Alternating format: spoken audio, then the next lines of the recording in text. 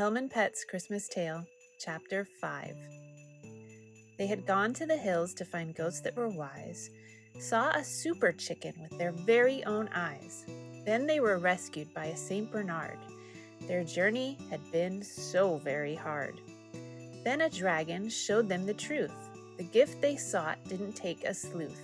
If they wanted their Hellmans to find comfort and joy, they didn't need to find a gadget or toy. What the Hellmans needed was the love of Jesus, to know that no matter what, we aren't alone and He sees us. And the Hellman pets, with their love and care, could show the Hellmans that Jesus was there. They were the gift that would show the Hellmans the way, to the wisdom, love, peace, and hope that in a manger did lay. So back to the house the pets did head. It would have been so much easier if they had had a sled. Their journey had been long, but it was coming to an end. They couldn't wait to be home in the arms of their friends. But this last leg would not be without its trouble. After all, 2021 problems always seem to double. Just when they got to the edge of their town, they were shocked when their Theo suddenly went down. He fell on the ice and couldn't get back on his feet. And there weren't enough pets even in this fleet to help such a huge dog get up and stand. It would take a much bigger group to lend a hand. They had come so close to their journey's end. Now how would they help their giant friend?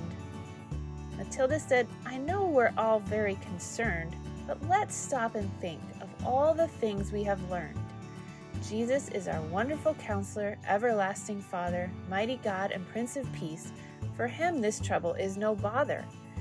We cannot sit around and mope, for we now know that there is hope." "But," Peter said, "it's 2021. Of course things are going off the rails. No matter what we do, it's like we're chasing our tails. Things never seem to really get better. I don't think Jesus got the letter, that we need help on the double. When will we ever find an end to our trouble?" The very next moment, they heard a skittering, a commotion of tiny little creatures all jittering. A gang of squirrels had suddenly appeared. This was certainly very, very weird. Matilda was used to chasing off squirrels. She had been through many a quarrel. They sat on her fence and ran through her yard. Against their invasions, she was always on guard. She readied herself to chase them off fast. "Wait! Hold on! Hear us out, please!" one asked. "We heard a call, from what we aren't sure. They told us you needed help, and there's more.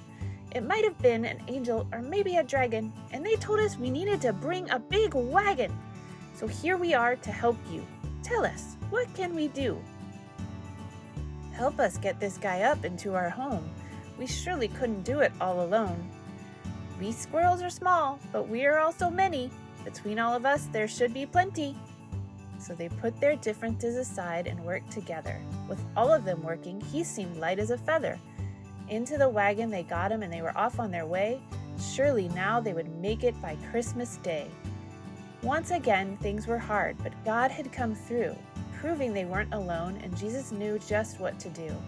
When things seem bleak and kind of scary, when we're overwhelmed and feeling weary, we can have hope in thinking of that little baby and how God came near, and then just maybe, we can hang in there till help arrives. And Jesus brings His joy and peace to our lives. And just like the people that heard of the Savior, we might have to wait a bit to see God's favor. Soon the pets were home with a big story to tell, and they loved and comforted their worried Hellmans well. They all piled on the couch and snuggled in. What a crazy adventure that had been. So from our home of scales, fur, and skin, we wish a Merry Christmas to you and your kin.